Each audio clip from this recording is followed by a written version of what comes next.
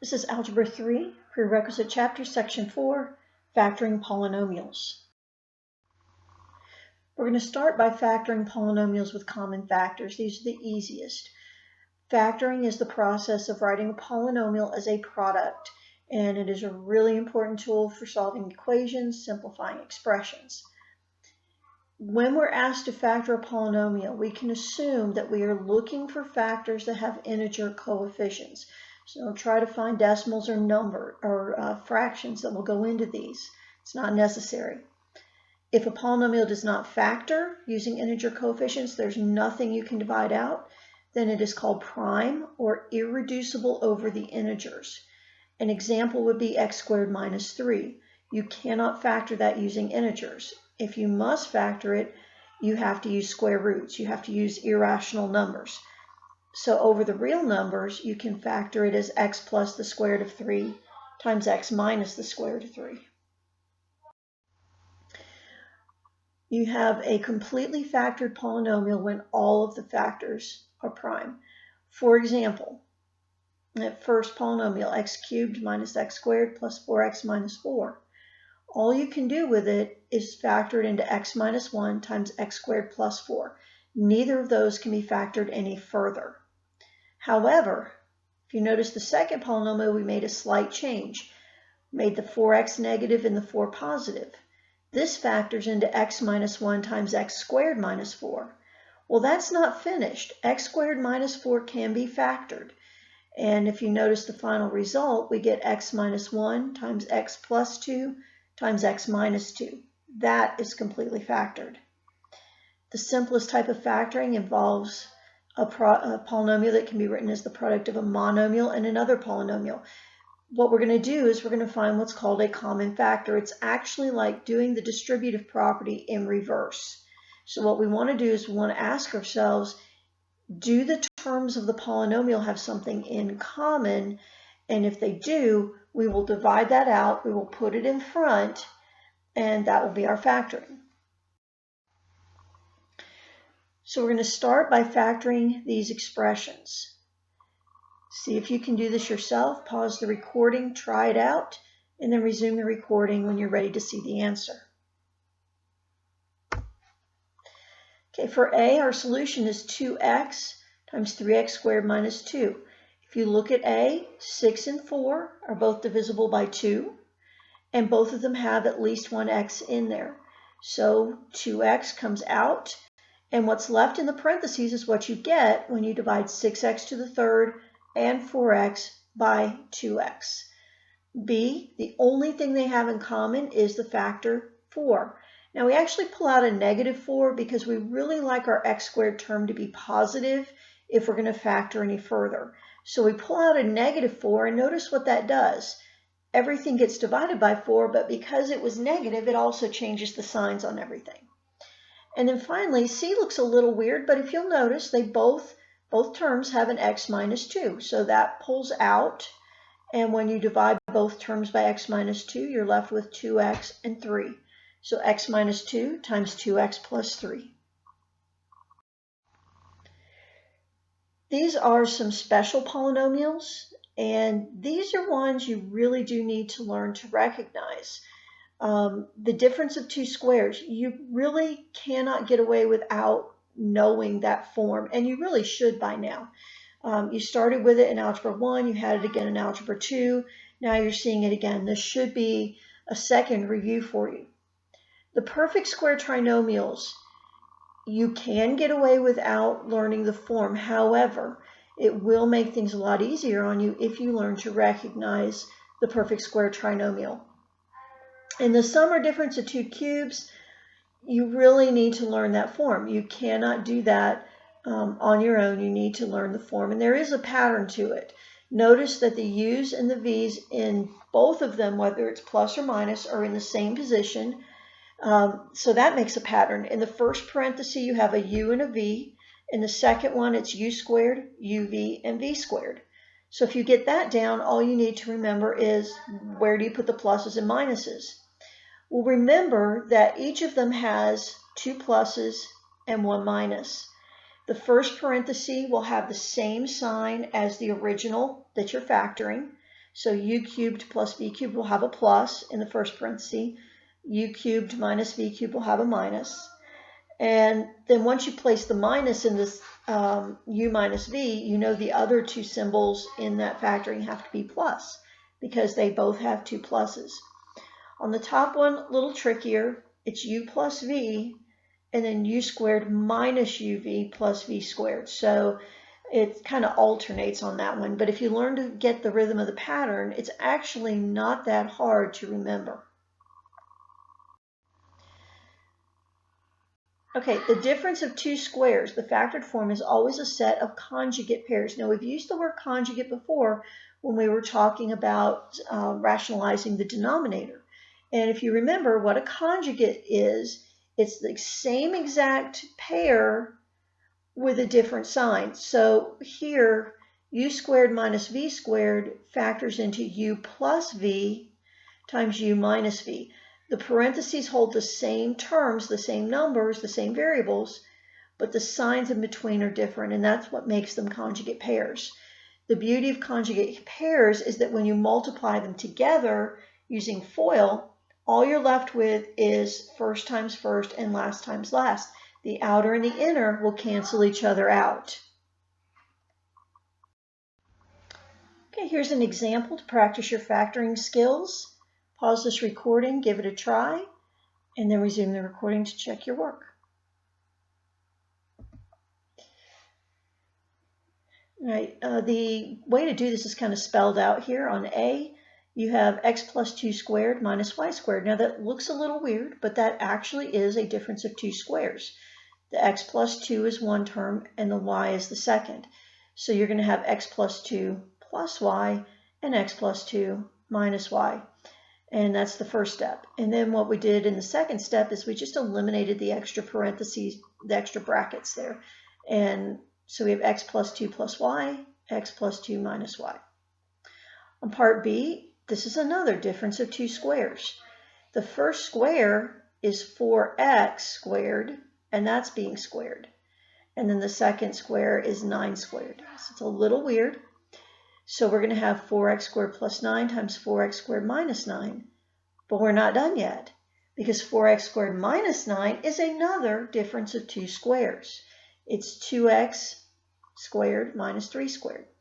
So our final answer is 4x squared plus 9 times 2x plus 3 times 2x minus 3. If you did not get it all the way down to the end, the answer is not completely correct. Okay, a perfect square trinomial is the square of a binomial, and there are the forms. We've already seen this on the chart. Note that the first and the last terms are squared, and the middle term is twice the product of uv. And this is a way to recognize it. When you look at a polynomial, if you notice the first and last terms are perfect squares, then see if the middle term is 2 times the square root of those two terms. If you learn to do that, it's going to save you a lot of work. In one sense, you can do these without learning the form, but it will make your life a lot easier. Now, the sum and difference of cubes, you really need to learn. There's no way to do this if you don't know the pattern. And like I said before, there is a pattern to follow. The first parenthesis for both cases is uv. The second one is u squared uv v squared. And then you just need to learn where to put the signs. The sign in the first parenthesis, again, will always match the original problem. If the first sign is a minus, the rest will be pluses. If the first sign is a plus, then it's going to alternate. It's going to be plus, minus, plus. Okay, now on to trinomials with binomial factors. In other words, what if it's not a special case, but it can still be factored? What do you do? Essentially, we're going to reverse the FOIL process. If you think about how you multiply things out by FOIL and compare them to the final result, you will notice that the first term in each parenthesis multiply together to give you the first term of the trinomial. So the ax squared, you get that by multiplying the first item in each parenthesis. The last item in each parenthesis, the last number, multiplies together to give you the last term in the trinomial. So if you look at the illustration, it shows you which are factors of A. What do you multiply together to get A? and what you multiply together to get C. So that's the easy part. The trick is to figure out what's going to work together to give you that middle term, to give you the BX. So for example, here's a trinomial, 6x squared plus 17x plus 5. We have 4 different ways that we could factor this based on A, x squared, 6x squared, and based on the 5, ignoring the 17x. We could do 6x plus 5 times x plus 1, 6x plus 1 times x plus 5, 2x plus 1 times 3x plus 5, and 2x plus 5 times 3x plus 1. You'll notice in all of these, the first item in each parenthesis gives you 6x squared, while the final item in each parenthesis gives you 5. So we've got our ax squared and we've got our c. The trick is, which of these give us the correct middle term? The only one of these that works when you FOIL it out to give you that correct middle term is 2x plus 5 times 3x plus 1. When you FOIL those out, you get the 6x squared, obviously, so we picked it for that. You get 2x, there's your outer. You get 15x, there's your inner, and then you get 5 for last. Well, the 2x plus the 15x combine to give you the 17x, which is what you needed in the middle. Try this one yourself. It's not too difficult a problem because you don't have a coefficient other than 1 in front of the x squared. So pause this recording, give it a try, and then resume to check your answer. Okay, kind of a lengthy explanation, but A is 1, B is -7, C is 12. And there are 3 possibilities based on A and C. We could do x minus 2 times x minus 6. The problem is that is not going to give us the -7x in the middle. We could do x minus 1 and x minus 12. Again, not going to give us the 7x and -7x in the middle. It will give us -13x. Our final option is x minus 3 times x minus 4, and that does give us the -7x. Another way of factoring is by grouping, and this is very helpful when you have more than 3 terms in your polynomial. So we'll notice we have x cubed minus 2x squared minus 3x plus 6, and what we're going to do is we're actually going to split that right in half. So we're grouping it. We've got x to the third minus 2x squared together, and then we have minus. Now when we group, if there's a minus in front of that third term, we want to actually put that minus in between the 2 parentheses, but notice that that's going to change the signs. So in the parentheses, we have positive 3x minus 6. It's kind of like we factored out a -1 there.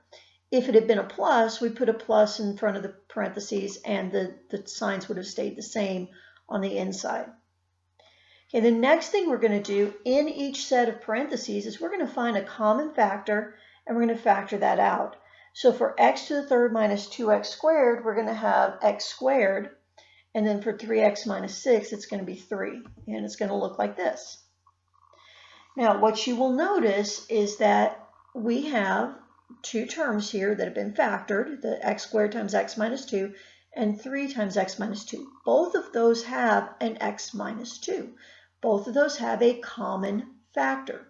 So the x minus 2 becomes our common factor, and it comes out front and then leaves us with the x squared minus 3. So it looks something like that. And you're finished. Now, one word of caution, this is completed, but if that second term, if that second factor had been x squared minus 4, I wouldn't be finished. I would need to continue factoring until everything has been factored out. Okay, you can also use factoring by grouping to do the trinomials, the ax squared plus bx plus c. What you have to do in order to use that is you multiply a times c together, and then you write out the factors of a times c. You know, like say a times c gives you 8. Well, then your factors would be 1 times 8 and 2 times 4. And you'll write those pairs down, and you'll find a pair that not only multiplies to give you what you got for a times c, but will add up to b, and then you will replace b with the sum of those 2 numbers. Some people really like this method. Most people prefer just to use the reverse of the FOIL method. Some guidelines. First of all, common factors. Look for common factors first. Factor those out immediately. It's going to make your numbers smaller to work with and often will make it a lot simpler to factor. Secondly, after you've done that, look to see if you have a special polynomial form. Do you have a difference of two squares? Do you have a perfect square? Do you have a sum or difference of two cubes? Then you can use one of those patterns on it to solve that. Thirdly, factor using a reverse of the FOIL method or grouping if you prefer. And then fourth, if it's more than 3 terms, you're definitely going to want to try factoring by grouping.